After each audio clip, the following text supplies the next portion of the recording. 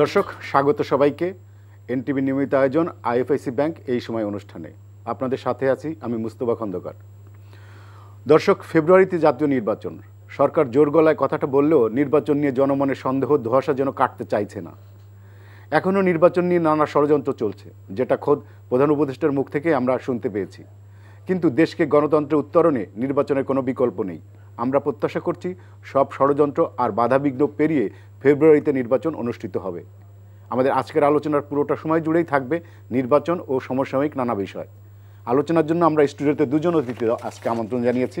আমি প্রথমে পরিচয় করিয়ে দিই, পারভেজ মল্লিক, সিনিয়র যুগ্ম সাধারণ সম্পাদক, যুক্তরাজ্য বিএনপি, এবং সাথে আছেন আজাদ মজুমদার, প্রধান উপদেষ্টার উপপ্রেস সচিব। আপনাদের দুজনকেই স্বাগত আমাদের আজকের আলোচনায়। আমি আজাদ মজুমদার, আপনাকে দিয়ে শুরু করতে চাই। এই যে আমরা কয়েকদিন ধরে দেখছি নানা রকম গুজব, নানা রকম গুঞ্জন, এবং এই মূলত সেই সব গুঞ্জনের উৎস আমরা খুঁজে পাচ্ছি না, কিন্তু সারা দেশেই এক ধরনের অস্থিরতা এই গুজবকে নিয়ে চলছে। এবং এই গুজব যারা রটাচ্ছে তাদেরকে অনেককে আমরা চিনি, অনেককে আমরা চিনি না। তো কেন এই ধরনের একটা অস্থির সময়ে, এখন যেহেতু দেশের অবস্থা খুব একটা ভালো নেই, নির্বাচনের জন্য সবাই মোটামুটি এক ধরনের উন্মুখ হয়ে আছে, সেই সময় এইসব গুজব যারা রটাচ্ছে তাদের উদ্দেশ্যটা কি, তারা কি চায়? ধন্যবাদ।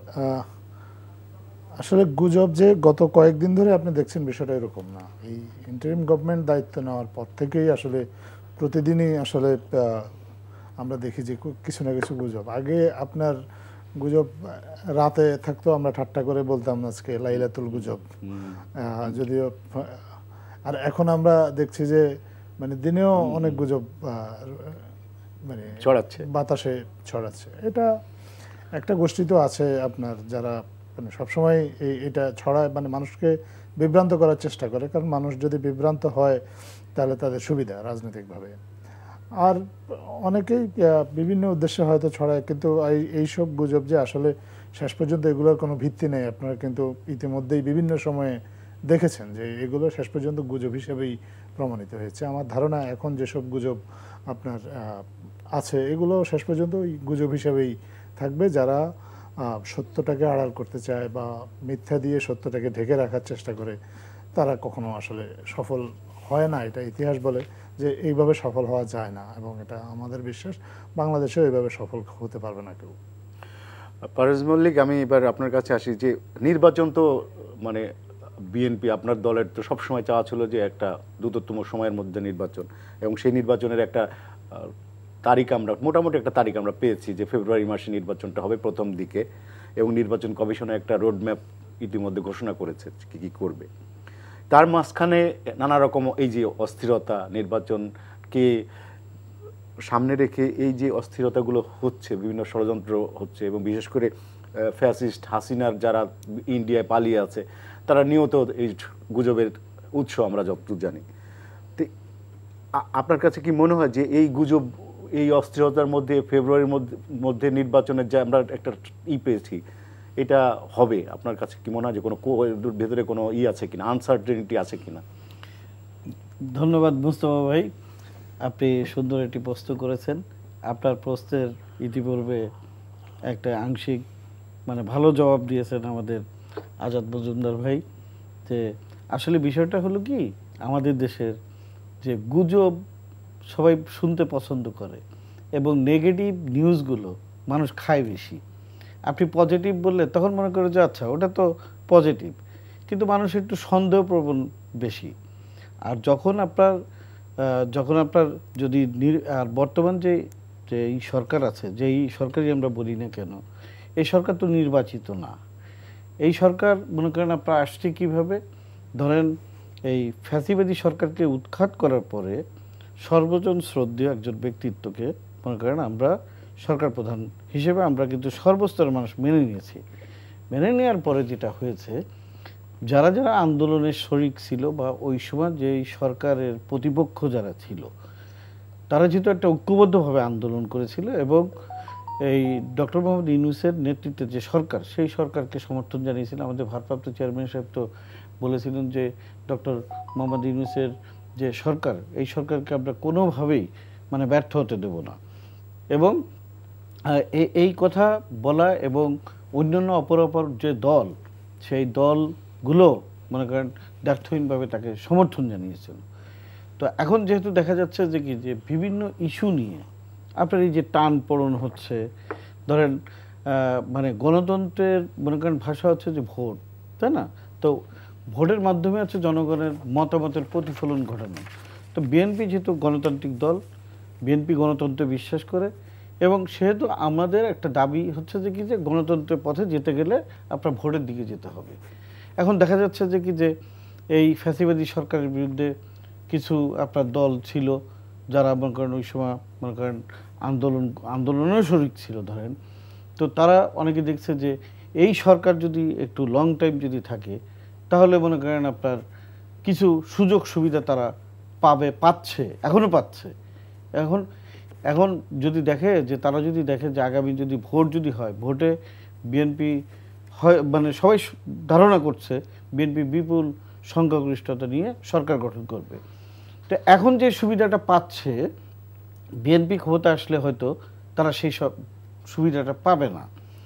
এই কারণে আমার কাছে মনে হচ্ছে যে ইন্টেনশনালি এই যে ধরেন পিআর পদ্ধতি, এই যে কি একটা ভুয়া ভুইফোড় কাদের মাধ্যমে কত পার্সেন্ট লোক এই পিআর পদ্ধতিতে চায়, চায়, মানে একটি প্রতিক্রিয়াশীল রাজনৈতিক দল যারা কখনোই পজিটিভ রাজনীতির দিকে মনে করেন আপনার যায় নাই, হ্যাঁ, তারা এই টাইপের গুজব ছড়ানোর ক্ষেত্রে ভূমিকা পালন করছে। আর ওই যে ঘাপটি মেরে থাকা ফ্যাসিস্ট সরকারের যারা কুশীলব যারা ছিল, যারা আপনার নেপথ্যে থেকে কাজ করেছিল, কারণ আওয়ামী সুবিধাবাদী লোকের সংখ্যা তো আসলে অনেক, এখন হয়তো প্রকাশ্যে আসছে না, কিন্তু ভিতরে ভিতরে তো তাদের ওই মন মানসিকতা ওরা তো আছে, ওরাও উস্কায় দিচ্ছে সব জায়গায় আপনার কানা ঘষা।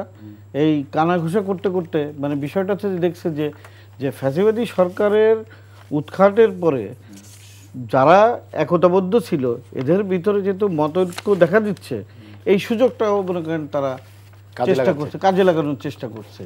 আরেকটা বিষয় হচ্ছে যে কি যে কিছু কিছু দল আছে যে পজিটিভভাবে চিন্তা করতে পারে না, হ্যাঁ, এই জামাত ইসলামী আপনি ধরেন ৭১-এ ওরা বেইমানি করছে, মানে মানুষের মতামতের বিরুদ্ধে অবস্থান নিচ্ছে। ৮৬ সালে এরশাদকে মনে করেন আপনার বৈধতা দেওয়ার জন্য ইলেকশনে গেছে, হাসিনার সাথে আঘাত করে ম্যাডামের সাথে মনে করেন আপনার দেশনেত্রী বেগম খালেদা জিয়ার নেতৃত্বে সরকারের বিরুদ্ধে মনে করেন ওই যে আপনার তত্ত্বাবধায়ক নিয়ে মনে করেন কাজ করছে, কিন্তু দেখা গেছে নির্বাচনের সময় হাসিনা তার সাথেই রাখিনি, তাই না? এবং ওইটা করতে যে কি হয়েছে 4টা আসন মনে করেন পেয়েছে। আবার বিএনপির সাথে মনে করেন আবার গেছে, যাওয়ার পরে বিএনপিকে মনে করেন আবার কি করছে 8-এর যখন নির্বাচন নয় যে নির্বাচন মঈনুদ্দিন ফখরুদ্দিনের সময় দেখেন কি যে ম্যাডাম যে সিদ্ধান্ত নিল, ম্যাডামকে মানে বলা চলে যে বিএনপিকে তারা এমনভাবে মনে করেন আপনার মানে কনভিন্স ম্যাডামকে করছে যে নির্বাচনে যাওয়ার ক্ষেত্রে কি হয়েছে মনে করেন ওরা হাসিনাকে ক্ষমতা আনার পথটাকে মনে করেন উন্মুক্ত করে দিয়েছে। দিয়ে কী হয়েছে যারা মানে ফ্রন্ট লাইনের যে নেতাগুলো ছিল তারা তো সব লটকা খাইছে, তারপরে এদের শিক্ষা হয়নি। আমরা মনে করছিলাম যে আল্লাহ তাআলা হয়তো মনে করেন তাদেরকে হেদায়েত দিছে যে 24-এর যে আন্দোলন, সে আন্দোলনের অন্তত তারা পজিটিভ একটাই দিয়েছে, ওই যে যাদের ওই যে ইচ্ছা আছে যে বাঁকা পথে চলা, মনে করেন এখন চিন্তা করছে যে ঠিক আছে আমরা তো কোনো সময় সরল পথে চলি না, মনে করেন ওই পথে মনে করেন গেছে। এবং একটা জিনিস দেখবেন যে আমার নেতা বিএনপির ভারপ্রাপ্ত চেয়ারম্যান, ওনার যে সুদক্ষ নেতৃত্ব এবং ওনার নেতৃত্বে বিএনপি তথা সারা বাংলাদেশে যেইভাবে আন্দোলন সংগঠিত হয়েছিল, এবং উনি কিন্তু একটি বলেছেন যে সকল দল মানে একমাত্র হচ্ছে যে আপনার যেই সরকার মানে ফ্যাসিবাদী সরকারের দোসর বাদে আর যে সমস্ত অপরাপর যে সমস্ত দলগুলো আছে ইলেকশনের পরে আফটার ইলেকশন সবাইকে নিয়ে একটা জাতীয় সরকারের একটা কনসেপ্ট উনি দিয়েছিল। আমি আজাদ আপনার কাছে আসি, সেটা হচ্ছে যে আমরা দেখলাম কিছুদিন আগে গণ অধিকার পরিষদের সভাপতি নুরুল হক নূরকে নৃশংসভাবে পেটানো হলো এবং তিনি দীর্ঘদিন জীবন মৃত্যুর সন্ধিক্ষণে ছিলেন এবং এখন আল্লাহর রহমতে উনি সুস্থ হওয়ার পথে। কিন্তু তারপরে যারা হামলা চালালো তাদের কাউকে আমরা দেখলাম না যে গ্রেপ্তার করা হলো। মানে এটা কেন সরকার এটা তার উপরে নিশ্চয়ই কেউ না কেউ হামলা করেছে, এবং তারা কারা, তাদেরকে কেন গ্রেপ্তার করা হলো না? এবং তারা আজকেও বিচারের দাবিতে সড়ক অবরোধ করেছিল পল্টনে, এবং তাদের কিছু ডিমান্ডও ছিল এবং তারা এর জন্য স্বরাষ্ট্র উপদেষ্টাকেই মূলত দায়ী করছে যে, এবং আজকে মাহমুদুর রহমান তাকে দেখতে যে আমার দেশের সম্পাদক বলেছে যে সরকারের কোনো না কোনো ভেতর থেকে এই হামলার পেছনে আছে, না হলে এটার সরকারকেই এর জবাব দিতে হবে। আপনার কাছে কি মনে হয় যে এই হামলাটা কারা করেছে? ধন্যবাদ। এটার জন্য তো একটা তদন্ত কমিটি গঠন করার কথা বলা হয়েছে এবং একেবারে বিচার বিভাগীয় তদন্ত কমিটি। গতকালকে আপনার কোন বিচারক এটা তদন্ত বললেন তার নামও আনুষ্ঠানিকভাবে সরকারের পক্ষ থেকে বলা হয়েছে। তা আপনি যখন এই পর্যায়ে বিষয়টা তদন্তাধীন, এখন আমি সরকারের পক্ষ থেকে তদন্তাধীন একটা বিষয় নিয়ে আমার পক্ষে মন্তব্য করা খুব কঠিন। কার ভূমিকা কতটুকু, সেখানে অন্য কারো উস্কানি ছিল কিনা, বা ইভেন যেই রাজনৈতিক দলের সাথে তাদের সংঘাতটা হয়েছিল তাদের কি ভূমিকা ছিল, বা এগুলো সব কিছুই আসলে মানে ঘটনার আগে পরে সব কিছু বিচার বিশ্লেষণ করে নিশ্চয়ই যিনি তদন্তের দায়িত্ব যাকে দেওয়া হয়েছে বা তার সাথে তিনি যদি আরও কেউ যুক্ত হন তাহলে ওনারাই জানাবেন এখানে কে কোন ভূমিকা অবতীর্ণ হয়েছেন এবং তার ভূমিকা অনুযায়ী তার বিরুদ্ধে প্রয়োজনীয় যদি কোনো ব্যবস্থা নেওয়ার তারা সুপারিশ করেন তাহলে সরকারের পক্ষ থেকে সেই সুপারিশটা বাস্তবায়ন করার চেষ্টা করা হবে। প্রথমত সরকার দিক থেকে এই ঘটনাটাকে খুব সিরিয়াসলি নেওয়া হয়েছে, এটা আপনি দেখেছেন। আপনার সরকারের যারা সংশ্লিষ্ট আছেন শীর্ষ পর্যায়ে উপদেষ্টা, প্রধান উপদেষ্টা থেকে শুরু করে উপদেষ্টা সবাই এটার নিন্দা জানিয়েছেন এবং সবাই অঙ্গীকারও করেছেন যে এটা সুষ্ঠু তদন্ত সাপেক্ষেই বিচার করা হবে। এখন তদন্তাধীন একটা বিষয়ে তদন্তে কারো ভূমিকা কী ছিল এটা নির্ধারণ না করে আপনি যদি বলেন যে এখনো কেন গ্রেপ্তার করা হলো না, তাহলে এটা সরকারের জন্য বোধহয় একটা কঠিন, কারণ সরকারকে তো বিধির মধ্য দিয়েই কাজটা এগিয়ে নিতে হয়। কিন্তু এটা কোনোভাবেই এই ধরনের হামলা সরকার সমর্থন করে না। সরকারের কেউ যদি এই ধরনের হামলায় কোনো ধরনের ইন্ধন দিয়ে থাকে তাহলে তার ভূমিকাটাও সরকার খতিয়ে দেখবে, এখানে দেখার সুযোগ আছে। এবং সরকারের দিক থেকে জনাব নুরুল হক নূর, উনি একটা রাজনৈতিক দলের প্রধান, ওনার সর্বোচ্চ চিকিৎসারও আশ্বাসটা দেওয়া হয়েছে। আমি মনে করি যে সরকার এক্ষেত্রে যথেষ্ট আন্তরিকভাবেই কাজ করছে। তার জনাব নুরুল হক নূরের চিকিৎসা থেকে শুরু করে উদ্ভূত ঘটনার যে তদন্ত, এটা তদন্ত করে তদন্তে দায়ীদের বিরুদ্ধে প্রয়োজনীয় ব্যবস্থা নেওয়া হবে। আচ্ছা, আমার আরেকটা প্রশ্ন আপনার কাছে ছোট করে আপনি যদি বলেন, সেটা হলো যে প্রায় 1 বছরের অধিক, প্রায় এক বছর 2-3 মাস আপনার সরকার চলছে আর কি। এই সময়ের মধ্যে আমরা এখনো আইন শৃঙ্খলা পরিস্থিতি ঠিক ওইভাবে শক্ত হাতে দমন করা কিংবা একটা পরিস্থিতি সাস্টেন করা এবং পুলিশের মনোবল রেস্টোর করা, এইগুলো আমরা দেখছি না। কারণটা কি? এর পেছনে কি আপনি এখনো সেই মববাজি চলছে বিভিন্ন জায়গায়? আপনার পর্যবেক্ষণটা আপনি বলেছেন, আই রেসপেক্ট ইউর অবজারভেশন। কিন্তু একটা জিনিস আপনি দেখেন, আমরা একটা গণ অভ্যুত্থানের পরবর্তী পরিস্থিতির মধ্যে আছি এবং আমাদের যখন গণ অভ্যুত্থানটা হয়েছে, যখন এই গণ অভ্যুত্থানে আমাদের পুলিশ বাহিনী আর একটা বড় অংশ এই হত্যাকাণ্ডে জড়িত ছিল বলে একটা অভিযোগ এসেছে এবং অভ্যুত্থান পরবর্তী জনরোষটাও কিন্তু তারা ফেস করেছে। অভ্যুত্থানের পরবর্তী সময় আপনি দেখেছেন একটা সময় তো 7-8 দিনও পুলিশই ছিল না। তো এইরকম একটা পরিস্থিতির পর দেশে পুলিশ বাহিনীকে পুনর্গঠন করে তাদেরকে জনবান্ধব করে তোলা, এটা কিন্তু খুব চ্যালেঞ্জিং একটা কাজ। এটা আমি যদি মনে করি যে এটা আমরা ওভারনাইট পুলিশটাকে ঠিক করে ফেলবো, এটা আমার মনে হয় একটু বেশি প্রত্যাশা হবে। আমরা যেটা চেষ্টা করছি যে প্রতিদিন একটু একটু করে পরিস্থিতিটা যাতে উন্নত হয়। মানে গণ অভ্যুত্থান পরবর্তী পরিস্থিতিতে গত বছরের অগাস্টে যে পরিস্থিতি ছিল, সেপ্টেম্বরে এসে সেই পরিস্থিতিটা যেন আরেকটু ভালো হয়, বা অক্টোবরে এসে আরেকটু দিন দিন আমরা পরিস্থিতিটাকে উন্নত করার চেষ্টা করছি। আর আরেকটা জিনিস তো আপনি এটা অস্বীকার করার কোনো উপায় নাই যে গণ অভ্যুত্থান পরবর্তী সময়ে পুলিশকে রাজনৈতিকভাবে ব্যবহার করার কারণে পুলিশের প্রতি মানুষের আস্থা কমে গেছে এবং পুলিশ কিন্তু এখন পুলিশকে জনগণের মুখোমুখি এক সময় দাঁড় করে দেওয়া হয়েছিল। পুলিশ এখন এই জনগণের মুখোমুখি দাঁড় করিয়ে দেওয়ার কারণে পুলিশও কিন্তু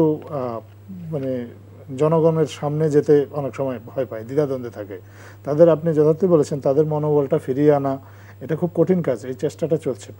এই চেষ্টার পাশাপাশি পুলিশ পুলিশিংটা কিভাবে করবে, পুলিশিংটা কিভাবে হওয়া উচিত বাংলাদেশে, এটা নিয়েও কিন্তু মানে অনেক আলোচনা হয়েছে। কারণ পুলিশ আগে যেভাবে ফাংশন করতো ওভাবে যদি আমরা দেখি, পুলিশকে ফাংশন করতে দেখি, তাহলে তো আর পরিবর্তন হলো না কিছু। পুলিশের যে পুলিশিংয়ের ধরন, তাদেরকে মানে মরণঘাতী অস্ত্র ব্যবহার না করেই তারা যদি কিভাবে ক্রাউড কন্ট্রোল করতে পারবে, আইন শৃঙ্খলা রক্ষা করতে পারবে, এই বিষয়গুলো এগুলো খুবই চ্যালেঞ্জিং কাজ। এই চ্যালেঞ্জিং কাজগুলো অন্তর্বর্তীকালীন সরকার যথেষ্ট আন্তরিকতা নিয়ে করছে এবং আমরা বিশ্বাস করি পরিস্থিতি ধীরে ধীরে উন্নতি হচ্ছে। আমরা আশা করি যে নির্বাচন সময় যত এগিয়ে আসবে পরিস্থিতি আরও উন্নত হবে। আজকেও আপনি দেখেছেন নতুন করে পুলিশ নিয়োগেরও একটা ঘোষণা দেওয়া হয়েছে, নতুন পুলিশ নতুন সদস্যরা তারা যোগদান করবে। পাশাপাশি আইন শৃঙ্খলার জন্য আমাদের দেশপ্রেমিক সেনাবাহিনী তারাও কিন্তু কাজ করছে, তারাও মাঠে কাজ করছে। যখনই আপনার এরকম কোনো ধরনের অরাজক পরিস্থিতির খবর পাচ্ছেন, তারা কিন্তু আপনার যাচ্ছে মাঠে। আপনি আরেকটা জিনিস আপনি খেয়াল করবেন, আমাদের মাননীয় স্বরাষ্ট্র উপদেষ্টা সেদিন কিন্তু একটা তথ্য আপনাদের গণমাধ্যমের কাছে প্রকাশ করেছেন। উনি বলেছেন যে 123টা সংগঠন 1604 বার সড়ক অবরোধ করেছে। একটা অভ্যুত্থান পরবর্তী সরকার যখন এরকম পরিস্থিতি মোকাবেলা করে, তাকে তো এই জিনিসগুলো সামাল দিতে গিয়েই আপনার তাকে হিমশিম খেতে হচ্ছে, তাই না? তো এইটার পাশাপাশি পুলিশ বাহিনীর পুনর্গঠন, আবার পুলিশকে তার মনোবল ফিরিয়ে এনে তাকে আবার সঠিকভাবে দায়িত্ব পালন করার তার সুযোগ সৃষ্টি করা, এগুলো খুবই চ্যালেঞ্জিং কাজ। এই কাজগুলো সরকার করে যাচ্ছে। আমরা বিশ্বাস করি যে আপনারা সামনে হয়তো এগুলো সুফল দেশবাসী পাবে। রাজ মল্লিক, আপনার কাছে আসি, সেটা হচ্ছে যে এই যে সংস্কার নিয়ে নানা কথা হচ্ছে, গণপরিষদ নির্বাচন কেউ চায়, কেউ নতুন সংবিধানের অধীনে নির্বাচন চায়, কেউ পিআর চায়, কেউ গণভোট চায়, মানে নানা ধরনের দাবি। এবং এর মধ্যে দুইটা দলের স্পষ্ট বলে দিচ্ছে তারা, যেমন জামাত ইসলামী বলছে এবং ইসলামী শাসনতন্ত্র, তারা পিআর ছাড়া নির্বাচনে যেতে চায় না। আবার এনসিপি বলেছে যে নতুন সংবিধান ছাড়া নির্বাচনে যাব না আমরা। এবং এনসিপির এক নেতা তুষার সারোয়ার বলছে যে অনেক এই ফেব্রুয়ারিতে ইলেকশন যদি হয়, এরকম অবস্থায় যদি নতুন সংবিধান, তাহলে অনেক দলই নির্বাচনে পার্টিসিপেট করবে না। তো এই যে একটা মানে এখন সব রাজনৈতিক দলের নির্বাচনমুখী হওয়ার কথা ছিল, সেখানে এই ধরনের একটার পর একটা আমরা দেখতে শর্ত চলে আসছে। তো সেক্ষেত্রে নির্বাচন কি, আমরা যে ধরনের একটা নির্বাচন সরকার চায় যে একটা আন্তর্জাতিক মানের এবং সারা বিশ্বের একটা উদাহরণ সৃষ্টি হবে, সেই ধরনের নির্বাচন যদি করতে হয়, তাহলে এই যে রাজনৈতিক দলগুলোর যে ধরনের ডিমান্ড, তাতে কতখানি আপনার কাছে মনে হয় যে সম্ভব? সুন্দর একটি বিষয় উত্থাপন করছেন। বিষয়টা হচ্ছে কি যে আপনার এই আন্দোলন পরবর্তীতে যখন আপনার এই যে একটি সরকার উৎখাত হয়ে গেলে বা পালিয়ে গেলে, তখন স্টেক হোল্ডার এত বেশি মনে করেন আপনার হয়ে যায়, কিছু ভুইফোড়ও মনে করেন আপনার স্টেক হোল্ডার হয়ে যায়, যে যেভাবে পারে মনে করে যে আমি মনে হয় রাস্তা অবরোধ করলে আমার এই দাবিটা পূরণ হবে, আমি যদি এটা যদি করি তাহলে এটা মনে হয় আপনার ইয়া হবে। এখন বিষয়টা হচ্ছে যে কি, যে বিএনপি যেহেতু একটা বড় রাজনৈতিক দল এবং গ্রাসরুট লেভেল পর্যন্ত আপনার আমাদের দলের একটা সাংগঠনিক অবস্থা মনে করেন ভিত্তি অনেক স্ট্রং, যে সেহেতু ধরেন আপনার বিএনপির দায়িত্ব অনেকটা মনে করেন বেশি এবং সেটা দায়িত্ব পালন করেছেন। যেমন আমাদের ইয়া ভাই বললেন, আজাদ মজুমদার ভাই বললেন যে যখন হাসিনা যখন পালিয়ে গেলেন, পুলিশের প্রতি মানুষের যে আস্থা, এটা তো আসলে পুরো নষ্ট হয়ে গেছিল। তো প্রথম যে 4-5 দিন আপনার যে পুলিশিং যে ব্যবস্থাটা ভঙ্গুর অবস্থা ছিল, এই ব্যবস্থাটাকে সব থেকে কী করেছেন আমাদের ভারপ্রাপ্ত চেয়ারম্যান দেশনায়ক তারেক রহমানের নির্দেশনায় পাড়া মহল্লা শহর কেন্দ্রিক প্রতিটি জায়গায় মনে করেন আপনার পাহারা দেওয়ার ব্যবস্থা করছিলেন। মানে উনি ওনার কর্মী বাহিনীকে দিয়ে বাংলাদেশের নিরাপত্তার ব্যবস্থা করেছিলেন। কারণ হচ্ছে যে কি, যে দায়িত্বশীল লোকেরাই সবসময় ধৈর্যের পরিচয় দেয়।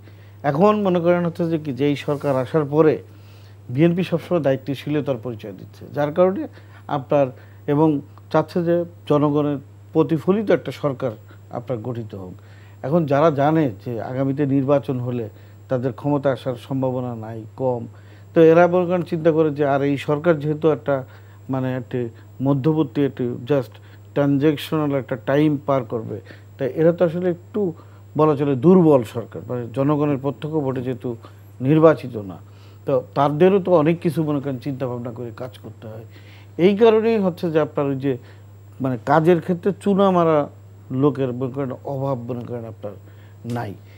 আর বিষয়টা হচ্ছে যে কি যে পুলিশ বাহিনীর ভিতরে তো দুর্বলতা কাজ করছে, কারণ পুলিশ বাহিনীতে এমন কোনো আপনি কর্মকর্তা মানে আপনি লেভেলে পাবেন না যে ফ্যাসিস্ট সরকারের হয়ে কাজ করি নাই।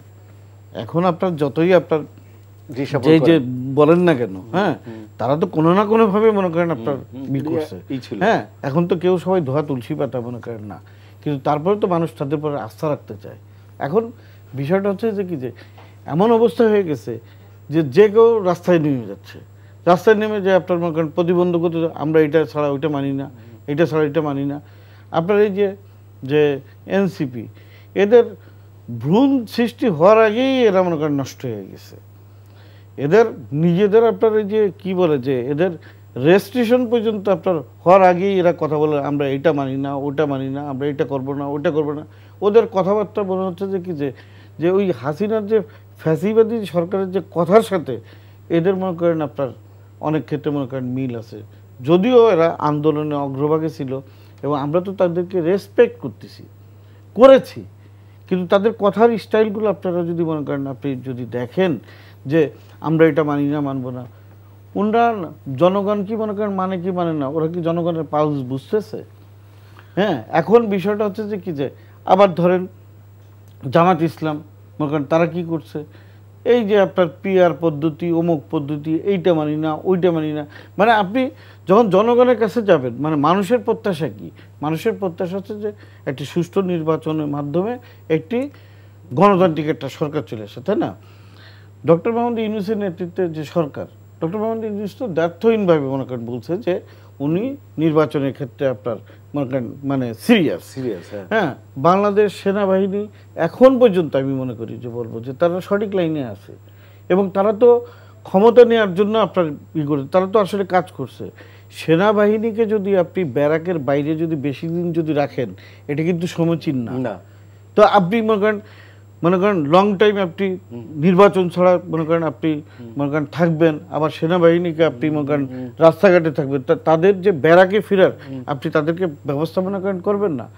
আপনার যার যেটা কথা বলা উচিত না সে সেটা নিয়ে মনে করেন কথা বলে, সেনাবাহিনীকে নিয়ে যার মানে কথা মানে তার যে কি দায়িত্ব কর্তব্য তারা পালন করতেছে, আপনি তাকে নিয়েও মনে করেন বিতর্কের ভিতরে নিয়ে আসছেন। হ্যাঁ, ঠিক আছে, সেনাপ্রধানকে নিয়ে মনে করেন অনেকের ভিতরে একটা সন্দেহের মনে করেন বিষয় আছে, যে অনেকে মনে করেছিল যে এই সেনাবাহিনীর প্রধান উনি যদি হয় তাহলে মনে হয় যে হাসিনা আজীবনের জন্য থেকে যাবে। কিন্তু দেখা গেছে কি যে সে তো দেশের ওই সময় পরিস্থিতিতে সে তো ভালো ভূমিকা রেখেছে, আমরা কেন তার প্রশংসা করবো না? সন্দেহ হতে পারে, কিন্তু এখন পর্যন্ত তার কার্যক্রম কিন্তু আমরা তো সন্দেহের দৃষ্টিতে দেখছি না।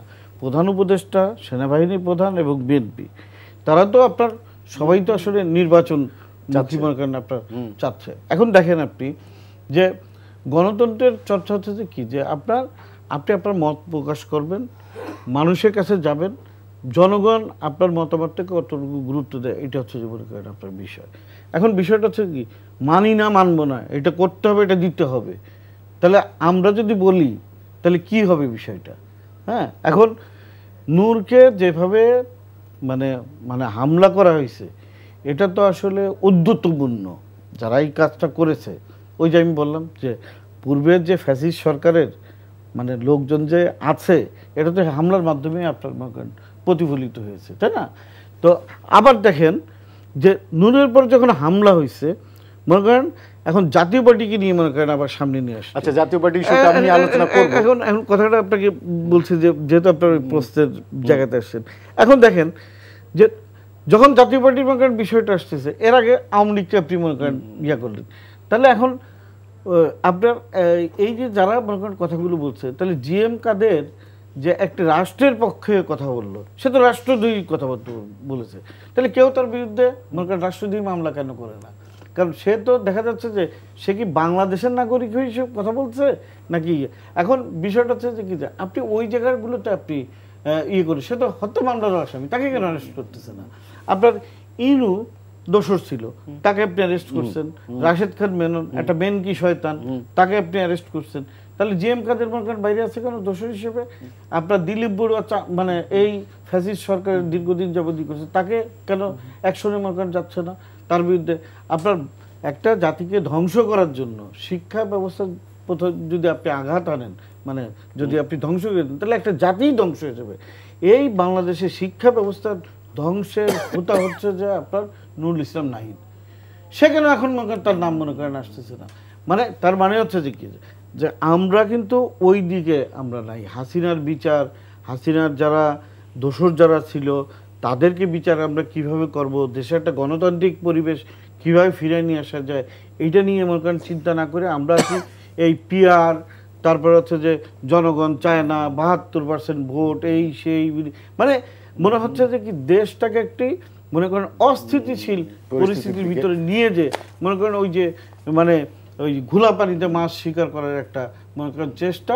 এবং আমার কাছে মনে হয় যে আর এই গুপ্ত মনে করেন ভাবে এই যে কাজ করার যাদের মন মানসিকতা আছে, আপনি দেখেন তো ভাই যে যে আমাদের সংগঠন, ছাত্র দল, যুব দল, স্বেচ্ছাসেবক দল, মহিলা দল এবং আমাদের জাতীয়তাবাদ দলের যারা সদস্য নেতাকর্মী যারা আছে, তারা কত নির্যাতন ইসের ভিতরে, এই গুপ্তভাবে তো কেউ এইভাবে মনে করেন আমাদের ভিতরে বেরোয় আসেনি। কিন্তু মনে করেন এখন দেখা যাচ্ছে যে কি যে বেশিরভাগ দেখা যাচ্ছে যে আওয়ামী লীগের মনে করেন গুপ্ত সংগঠন হিসেবে থাকছে, এখন নতুন করে বলছে যে না এরা আমাদের লোক। তো এই টাইপের মনে করেন যারা আছে তারাই তো আসলে দেশকে অস্থিতিশীলতার করার দিকে আপনার নিয়ে যাচ্ছে। কারণ এদের ভিতরে হচ্ছে কনফিডেন্সের অভাব, জনগণের প্রতি আস্থা নাই দেখে। এই জন্য এখন বিষয়টা হচ্ছে যে কি যে সরকার যেহেতু যদি অ্যাডামেন্ট যদি থাকে, দৃঢ় যদি থাকে, তো আপনার বিভিন্নভাবে মনে করেন, কারণ ফ্যাসিবাদী সরকারের দোসর যারা আছে আর যারা মনে করতেছে যে আপনার সামনে নির্বাচন হলে ক্ষমতায় আসতে পারবো না, এখন যদি অনেক সুযোগ সুবিধা মনে করেন পাচ্ছে, এনসিপির বড় বড় নেতাদের তো দুর্নীতির বিষয়ের কোনো মনে করেন শেষ নেই। কারণ তাদেরকে হয়েছে কি যে মানে আশকারা দিতে দিতে এখন হয়ে গেছে কি যে মাথার উপরে উঠে গেছে, মাথার উপরে উঠে নাচানাচি শুরু করে দিচ্ছে। তো এখন বিষয়টা হচ্ছে যে আপনি যদি নির্বাচনের ক্ষেত্রে যদি সিরিয়াস যদি মনে করেন সরকার থাকে, আমার মনে হয় যে ধোপে টেকবে বলে আমার কাছে মনে হয় না। হ্যাঁ, গণতন্ত্রের পথে আপনাকে অবশ্যই যেতে হবে, জনগণের মতামতকে আপনাকে গুরুত্ব দিতে হবে। আর পুলিশ প্রশাসন কেন দুর্বল? কারণ হচ্ছে যে পুলিশ প্রশাসন এমনিই হচ্ছে যে একটা দুর্বলতার ভিতরে আছে, আর জানে যে ওরা কার কথা শুনবে। আচ্ছা আচ্ছা, হ্যাঁ, ওরা একটা অঞ্চলে ধরেন আপনার একটা থানার ওসি, হ্যাঁ, একটা ওসি মনে করেন বসে আছে, একজনকে মনে করেন অ্যারেস্ট করতে গেল, মনে করেন দেখা গেল কি যে একজন এসে এক মত দিচ্ছে, এটা করতে হবে ওটা করতে হবে। এখন মানে স্টেক হোল্ডার এত বেশি আপনার হয়ে গেছে, বিভ্রান্তির মধ্যে পড়ছে সবাই আসলে বুঝে উঠতে পারতেছে না আসলে ডিসিশনটা কোনটা নিবে। দেখা গেল যে একটা ডিসিশন নিচ্ছে, ওইটার বিপক্ষে আরো 5 জন মনে করেন দাঁড়ায় যাচ্ছে, বুঝছেন। এখন এইটার কারণে মনে করেন আপনার সমস্যা হয়ে গেছে। একটা দল দেখেন আপনার ওই যে সংস্কারের কথা মনে করেন বলছে, আবার মনে করেন বাইরে আবার এসে বলছে কি যে আমরা যদি ক্ষমতা যদি আসে তাহলে ইসলামী আইন মনে করেন আপনার। আচ্ছা, আমি এটা নিয়ে একটু পরে আসছি, আমি আজাদ মজুমদারের কাছে যাই। আজাদ, সেটা হচ্ছে যে এই গণঅভ্যুত্থানের প্রায় 1 বছর পর এসে হঠাৎ করে জাতপা নিষিদ্ধের বিষয়টা কেন আসছে? যেখানে সবাই ইলেকশন করার কথা, যদি নিষিদ্ধেরই কথা হয়তো অবশ্যই জাপা ফ্যাসিবাদের দোসর এবং তারা হাসিনাকে টিকিয়ে রাখার জন্য যথেষ্ট ভূমিকা রেখেছে, তাহলে 14 দলের নেতাদের যখন অ্যারেস্ট করা হলো, পারভেজ মল্লিক যেটা বলেছেন, তখন তাদেরকে কিছুই করা হলো না। আওয়ামী লীগকে যখন কার্যক্রম নিষিদ্ধ করা হলো তখনও তাদের প্রসঙ্গটা আসলো না। এখন যখন সবাই নির্বাচনমুখী, তখন কেন একটা রাজনৈতিক দলকে নিষিদ্ধের বিষয়টা সামনে চলে আসলো? কি এর পেছনে কি মনে করেন আপনি? ধন্যবাদ। আমার মনে হয় আপনি প্রশ্নটা ভুল লক্ষ্যে করেছেন। এটা আমি তো সরকারের হয়ে কাজ করছি, সরকারের এরকম কোনো প্ল্যান আছে কি? সরকারের তো এটা কোনো সরকারের দাবিও না, সরকারের পরিকল্পনা না, এটা হচ্ছে রাজনৈতিক দলগুলোর ডিমান্ড, কোনো রাজনৈতিক দলের পক্ষ থেকে এসেছে। তো রাজনৈতিক সরকার তো এখন পর্যন্ত কোনো রাজনৈতিক দল নিষিদ্ধ করেনি, এমনকি আওয়ামী লীগকেও সরকার কিন্তু নিষিদ্ধ করেনি। আওয়ামী লীগের কার্যক্রম নিষিদ্ধ করেছে তাদের কার্যক্রমের প্রেক্ষিতে। জাতীয় পার্টি যদি এমন কোনো কার্যক্রমের সাথে জড়িত থাকে বা জড়িত হয় যাতে দেশের শান্তি শৃঙ্খলা বিঘ্নিত হতে পারে, তাহলে জাতীয় পার্টির কার্যক্রমকেও এই আইনশৃঙ্খলার দৃষ্টিকোণ থেকেই দেখা হবে। সরকার রাজনৈতিক দল নিষিদ্ধ করার দায়িত্বটা সরকার কিন্তু রাজনৈতিক দলগুলোকেই বলেছে। এ বিষয়ে যখন আওয়ামী লীগ নিষিদ্ধের দাবিটা উঠেছিল, সরকার কিন্তু বারবার বলেছে যে এ বিষয়ে রাজনৈতিক ঐক্যমত্য প্রয়োজন। আমাদের রাজনৈতিক দলগুলো তো বিভিন্ন পর্যায়ে একসাথে একই প্ল্যাটফর্মে বসে আলোচনা করছে। তো আওয়ামী লীগ নিষিদ্ধের ব্যাপারেও তারা আলোচনা করেছে। আবার এখন চাইলে রাজনৈতিক দলগুলো কারো যদি দাবি থাকে, তারা এই নিজেদের প্ল্যাটফর্মে বসে তারা আলোচনা করে একটা ঐক্যমত্যের ভিত্তিতে একটা সিদ্ধান্ত নিয়ে এসে তারা সরকারকে বলতে পারে। যেহেতু সরকার সবগুলো রাজনৈতিক দলের সমর্থন নিয়ে, সহায়তা নিয়েই কাজ করছে, সব রাজনৈতিক দল যদি এক হয়ে কোনো প্রস্তাব বা দাবি সরকারের কাছে জানায়, সরকার নিশ্চয়ই বিবেচনা করবে সেটা। কিন্তু এটা সরকারের দিক থেকে এইসব বিষয়ে কোনো আলোচনা নেই। সরকার এই পুরো বিষয়টাকেই আইন শৃঙ্খলার দৃষ্টিকোণ থেকে দেখে। কারো বিরুদ্ধে যদি আইন শৃঙ্খলা ভঙ্গের সুনির্দিষ্ট অভিযোগ থাকে বা তাহলে আইন শৃঙ্খলা রক্ষাকারী বাহিনী তার বিরুদ্ধে ব্যবস্থা নেবে, সেটা তার রাজনৈতিক পরিচয় দেখে নেবে না। কিন্তু আমরা একটা জিনিস দেখলাম যে 14 দলের অনেক নেতার বিরুদ্ধে হত্যা মামলা হয়েছে এবং জিএম কাদের বিরুদ্ধেও হয়েছে, কিন্তু জিএম কাদের সেক্ষেত্রে অ্যারেস্ট হচ্ছে না কেন? সেক্ষেত্রে কি জিএম কাদের কি সরকার কি কোনো পক্ষপাতমূলক আচরণ করছে কিনা? না, সেরকমটা আমার কাছে মনে হয় না। জিএম কাদেরকে অ্যারেস্ট করার সময় তো শেষ হয়ে যায়নি, নিশ্চয়ই তার হত্যা মামলা তো অনেকের বিরুদ্ধে হয়েছে। এই মামলাগুলো তো পুলিশ খতিয়ে দেখছে আপনার বিভিন্ন পর্যায়ে। গতকালকে আমরা একটা হিসাব দিয়েছি, আপনি যদি দেখেন যে এই হত্যা মামলায় যারা অভিযুক্ত আছেন, এদের মধ্যে কাউকে কাউকে একটা বিশেষ ধারা ব্যবহার করে তদন্তের মাধ্যমে ইতিমধ্যে হত্যা মামলা থেকে বাতিলও করা হয়েছে। আমি এটা বলছি না যে এটা জিএম কাদেরের জন্য এটা প্রযোজ্য হবে, আমি বলছি যে এই মামলাগুলো তো পুলিশ আসলে খতিয়ে দেখছে। তার এই যে হত্যা মামলাগুলো হয়েছে, সেই মামলাগুলোতে অ্যাকচুয়ালি কার ভূমিকা কতটুকু, পুলিশ যদি এ বিষয়ে যদি কারো ভূমিকা দেখে যে এইসব হত্যার সাথে তার সংশ্লিষ্টতা আছে, তাহলে পুলিশ আইন অনুযায়ী ব্যবস্থা নেবে।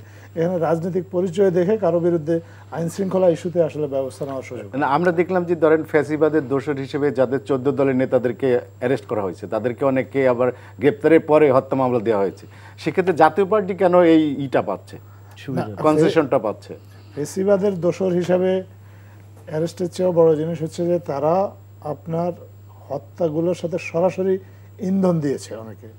আপনি দেখেছেন যে আপনার শুট অ্যাট সাইট, যেটা আমরা জুলাই আন্দোলনের সময় দেখেছি, কারফিউ ঘোষণার কথা বলেছে, সেটা আপনার একটা সেই সময় যারা শাসক দল তার মিত্র দলগুলোর সাথে মিটিং করে এসে তারপরে আপনার তারা জনগণকে দেখা মাত্র গুলির কথা ঘোষণা করেছেন। তো যারা ছাত্র জনতার উপর গুলি করার ঘোষণা দিয়েছেন একসাথে মিটিং করে বসে, তাদের ভূমিকাটা একরকম, অন্যদের ভূমিকাটা আরেক রকম হইতেই পারে। আমি জানি না, এটা পুলিশ তদন্ত করে দেখবে, তার মামলাগুলো তারা তদন্ত করছে। সরকার কিন্তু নিজে কোনো মামলা করেনি হত্যা মামলা। প্রত্যেকটা হত্যা মামলা যতগুলো হয়েছে জুলাই আগস্ট কেন্দ্রিক, এগুলো কিন্তু ভিকটিম ফ্যামিলি করেছে। ভিকটিমের পরিবারের পক্ষ থেকে এই অভিযোগগুলো আনা হয়েছে। ভিকটিমের পরিবার যাকে মনে করেছে যে তাদেরকে তাদের পরিবারের সদস্যদের হত্যাকাণ্ড বা ওই সময় কারা আহত হওয়ার জন্য কারা দায়ী, তারা তাদেরকে আসামির তালিকায় অন্তর্ভুক্ত করেছে বা ক্ষেত্র বিশেষে তারা হয়তো আইনজীবী সহায়তা নিয়েছে। সরকারের দায়িত্ব হচ্ছে এই মামলাগুলো, যে মামলাগুলো দাখিল হয়েছে সেই মামলাগুলো যথাযথ তদন্ত করা, যাতে ভিকটিমও ন্যায় বিচার পায়, আবার যাদের নামে যে অভিযোগটা করা হয়েছে তাদের নামে যে এই অভিযোগটা সঠিক কিনা এটা আইনিভাবে দেখা। এখানে আমি মনে করি না যে এইটার অপরাধীর রাজনৈতিক পরিচয় দেখে অপরাধীকে যদি আপনি অপরাধকে ডিল করেন, তাহলে তো আওয়ামী লীগ আমলের সাথে আর অন্য মানে এই সময়টার আর কোনো পার্থক্য থাকলো না। তখন আপনার মৃত মানুষের নামে মামলা দেওয়া হয়েছে, দীর্ঘদিন বিদেশে আছেন তাদের নামে মামলা দেওয়া হয়েছে, যারা কারাগারে আছেন তাদের নামে মুখস্থ মামলা দেওয়া হয়েছে, গায়েবী মামলা আমরা যেরকম আমরা শুনেছি এরকম অসংখ্য। এবং সেগুলো এই দিনের পর আমি একজনকে শুনেছি যে 2013 সালে তার নামে একটা মামলা হয়েছিল, এরপরে ঢাকা শহরে যখনই কোনো ঘটনা ঘটে তিনি যেখানেই থাকুন তার নামে আরেকটা করে মামলা হচ্ছিল। তো এরকম মামলা আমরা অসংখ্য মামলা দেখেছি। এখনো অনেক মামলা হয়েছে, সব মামলার হয়তো যে অভিযোগটা আনা হয়েছে সেটা হয়তো সত্য না, কিন্তু আমরা পুলিশকে স্বাধীনভাবে কাজ করতে দিতে চাই। আমরা চাই পুলিশ স্বাধীনভাবে কাজ করে, নিরপেক্ষভাবে মামলাগুলো তদন্ত করে, যে যাদের বিরুদ্ধে অভিযোগটা এসেছে তাদের বিরুদ্ধে অভিযোগটার পুঙ্খানুপুঙ্খ তদন্ত করে আদালতে সেই চার্জশিটটা দাখিল করবে, তারপর আইন অনুযায়ী তাদের বিচার হবে। এখানে কে কোন পার্টি এটা কোনো মুখ্য বিষয় নয়, অপরাধীর পরিচয় সে অপরাধী। আমি এখানে একটু যোগ করতে চাই, সেটা হচ্ছে যে কি, যে আমার কাছে মনে হয় যে যে আপনার একটি দলকে মনে করেন আপনি নিষিদ্ধ করে দেওয়া এটা কোনো সমাধান না। আচ্ছা, ওই দলের যদি কেউ যদি আপনার অপরাধী হয়ে থাকে তার শাস্তিটা দেওয়া তার অপরাধের কারণে, ওইটা হচ্ছে যে মুখ্য। জাতীয় পার্টি হচ্ছে যে একটা বিলুপ্ত প্রায় একটি দল, তো সেই দলকে আপনি মনে করেন এইভাবে আলোচনা করে তাকে লাইমলাইটে আনার আমার কাছে কোনো যে কোনো মানেই হয় না। কারণ তারা মনে করেন জনপ্রিয়তার ধস নামতে নামতে গ্রহণযোগ্যতা তারা এতটা হারিয়েছে, মানে এই হাসিনার রাজনীতি আর এই আওয়ামী লীগের রাজনীতিটাকে ইস্টাবলিশমেন্টের জন্য ওরা যেই পরিমাণে দালালি করেছে, তাতে মানুষ জনগণ এমনি তাদেরকে প্রত্যাখ্যান করবে। বরঞ্চ তাদেরকে এই ধরনের ওই যে বন্ধ করে দেওয়া ফ্যাসিবাদী সরকারের তো অন্যান্য অনেকগুলো পার্টি ছিল, তাদের বিরুদ্ধে কথা না বলে আপনার একটি মানে হঠাৎ করে জাতীয় পার্টিকে নিষিদ্ধ করার আমার কাছে মনে হয় যে এটা একটা জামাতি চক্রের একটা সূক্ষ্ম ষড়যন্ত্র আমার কাছে মনে হয়।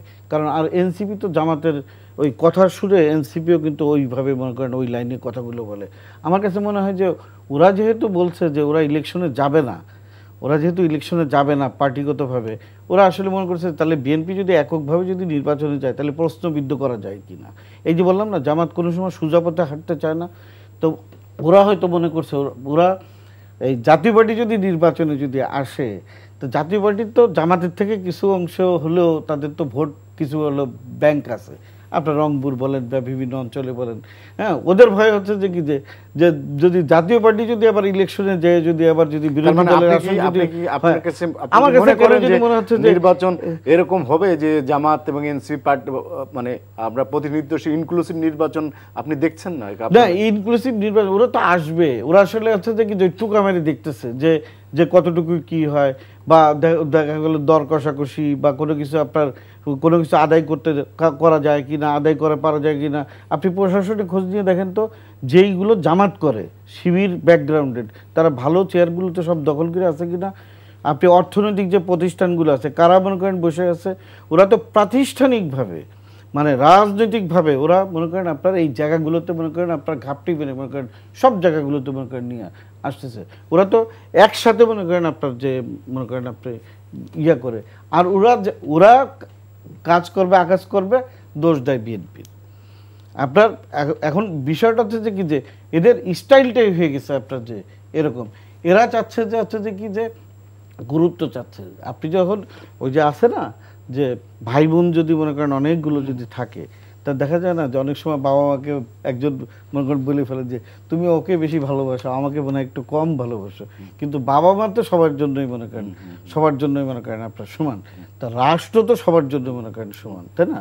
এখন আপনি জনগণের কাছে মানে আমরা মনে করেন আগামী দিন যে নির্বাচন হবে সেই নির্বাচনের দিকে আপনি মনে করেন আমার আহ্বান থাকবে যে নির্বাচনের দিকে যদি সরকার যদি যেরকম সিরিয়াস আছে, নির্বাচন কমিশন যেভাবে সিরিয়াস আছে সেইভাবে যদি মনে করেন থাকে, হ্যাঁ, আপনার ট্রেন চলতে থাকুন, হ্যাঁ, কত বগিতে অনেক লোক আসবে, অনেক লোক ছিটকে যাবে, কিন্তু যখন সবাই বুঝে যাবে যে জনগণের কাছে আমাকে যেতে হবে, হ্যাঁ, তাহলে অবশ্যই মনে করেন সবাই নির্বাচনের দিকে মনে করেন যাবে, ঠিক আছে? আর এই জনগণের যে প্রেশার, কারণ হচ্ছে জনগণ নিয়েই তো রাজনীতি, তাই না? তা রাজনীতিবিদরা যখন জনগণের কাছে যাবে আর যখন বলবে যে এই তোমরা নির্বাচন চাও না কেন, তোমরা আমাদের ভোট ছাড়া তোমরা এত কথা বলছো কেন, তা তোমাদের এত সমর্থন আছে, তা তোমরা যাও না কেন? তো এই যে বললাম না যে আপনার এই যে কি একটা তো মনে করেন আপনার এই যে এই পিআর পদ্ধতি নিয়ে আপনার এই যে পার্সেন্টেজ নিয়ে এসছে, ভাই যদি পার্সেন্টেজ যদি 72% যদি পিআর পদ্ধতি চায়, তা তোমরা জনগণের কাছে যাও, জনগণের কাছে 72% লোক যদি ভোট যদি দেয়, তাহলে তো তোমরাই সরকার গঠন করো, করে তারপরে তোমরা পেয়ার পদ্ধতি তোমরা প্রবর্তন করো সংসদে যায়, তো ওই ভয় কিসের? ভয় তো নাই। তার মানে হচ্ছে যে ওই যে বাঁকা পথ, আচ্ছা, হ্যাঁ, তো এইটাই হচ্ছে যে আপনার বিষয়টা হচ্ছে যে কি যে যখনই কোনো কিছু একটা হচ্ছে একটা গোষ্ঠী, আর আওয়ামী লীগ তো মনে করেন আপনার বসে আছে কখন আপনাকে সবল মারা যাবে, মানে বানচাল ঠিক করার আছে? জন্য বসে বানচাল আছে। করার জন্য। আচ্ছা, আমাদের হাতে আর সময় নেই, আজ 1 মিনিটের মধ্যে যদি বলেন নির্বাচনে যে ধোঁয়াশা হচ্ছে, সরকার তো কনফিডেন্ট যে নির্বাচন হবে, কিন্তু মাঝে মাঝে প্রধান উপদেষ্টার গতকালকের বক্তব্য এক ধরনের ষড়যন্ত্রের গন্ধ পাচ্ছি। মানে এইটা, মানে সরকার যদি এরকম ষড়যন্ত্র হয়, কারা ষড়যন্ত্র করছে তাদেরকে কেন সরকার চিহ্নিত করে ব্যবস্থা নিচ্ছে না? না, তারা তো চিহ্নিতই আপনার, এবং তাদের বিরুদ্ধে তো প্রতিনিয়তই কোনো না কোনো ব্যবস্থা নিচ্ছে। নির্বাচন বানচাল করার আপনার জন্য কারা উদ্যোগী, এটা কিন্তু বাংলাদেশের মানুষ জানে, আপনিও জানেন আমার বিশ্বাস। এবং তারা, নির্বাচনটা যদি না হয় তারাই সবচেয়ে বেশি লাভবান হবেন, কারণ নির্বাচন যদি হয়ে যায় বাংলাদেশে, একটা নির্বাচিত সরকার দায়িত্ব নেওয়ার পরে এই যে দেশ বিরোধী নানা চক্রান্তকারী গোষ্ঠী নানাভাবে ডিস্টেবিলাইজ করার চেষ্টা করছে, তাদের এগুলো কিন্তু বন্ধ হয়ে যাবে অনেকাংশেই। বা রাজনৈতিক সরকার হয়তো বা আমরা আশা করি যে এগুলো আরও দৃঢ়ভাবে এগুলো হ্যান্ডেল করতে পারবে। তো নির্বাচনে কারা বিরোধী এটা সবাই আমরা জানি, এবং তাদের যে বাধাটা আছে এটাও আইনশৃঙ্খলা রক্ষাকারী বাহিনী থেকে শুরু করে দেশের রাজনৈতিক দলগুলোও জানে। এবং দেশের মানুষকে এটা এই জন্যই সচেতন করা জন্যই মাননীয় প্রধান উপদেষ্টা বলেছেন যে নির্বাচনটাকে আমরা উৎসবমুখর করতে চাই, কিন্তু আমাদের এই উৎসবে পানি ঢেলে দেওয়ার জন্য একটা গোষ্ঠী নানাভাবে তৎপরতা চালাচ্ছে, এবং সেটা আমরা দেখছি বিভিন্ন লক্ষণ, বিভিন্ন ঘটনায় আমরা দেখছি, যেগুলো আসলে সব কিছু স্বাভাবিক ঘটনা বলে মনে হয় না। এই জন্য মানুষকে সতর্ক করার জন্য উনি বলেছেন, কিন্তু তার মানে এই না যে নির্বাচন মানে তারা সফল হবে, নির্বাচন হবে না। নির্বাচন হবে, এটা দেশটা হচ্ছে যে আমাদের সকলের। আমরা দেশের স্বাধীনতা, সার্বভৌমত্ব রক্ষা, এবং দেশটা আসলে তো সবাই আমরা দেশপ্রেমিক, তাই না? তো দেশের সবাই মিলেই আমাদের দেশটাকে গড়তে হবে। আমাদের ভারপ্রাপ্ত চেয়ারম্যান দেশটা তারেক রহমান বলেছেন যে জাতীয় সরকার যে কনসেপ্ট দিছে আফটার ইলেকশনের পরে, তার মানে হচ্ছে যে উনি ইনক্লুসিভ সরকারের কথা বলেছেন। এটা বলেননি যে সংসদের সদস্য না হলে যে তাকে সরকারে রাখবে না, এটা কিন্তু বলেননি। উনি ইনক্লুসিভ সরকার, তার মানে ফ্যাসিবাদী দোসরবাদী অপরাবর যে রাজনীতি দল আছে সবাইকে নিয়ে কিন্তু উনি সরকার গঠনের কথা বলেছেন। তো এটা কত বড় মহত্বের একটা মনে করেন উদ্যোগ। তা আমি মনে করি যে সবার শুভবুদ্ধির উদয় হবে, এবং বাংলাদেশে এই যে ফেব্রুয়ারিতে যে নির্বাচন, সেই নির্বাচনে সবাই স্বতঃস্ফূর্তভাবে একটা উৎসব মুখর পরিবেশে নির্বাচন মনে করেন আপনার নির্বাচন হবে, সেই নির্বাচনে জনগণের প্রতিফলিত একটা সরকার গঠিত হবে। আচ্ছা, আমাদের হাতে আর সময় নাই। পারভেজ মল্লিক এবং আবুল কালাম আজাদ মজুমদার, আপনার দুজনকে ধন্যবাদ আমাদেরকে সময় দেওয়ার জন্য। দর্শক, আজ এখানে শেষ করছি। আমাদের এই অনুষ্ঠানটি পুনরায় দেখতে ভিজিট করুন এনটিভির অনলাইন www.ntvbd.com। সবাই ভালো থাকবেন, শুভরাত্রি, ধন্যবাদ সবাইকে।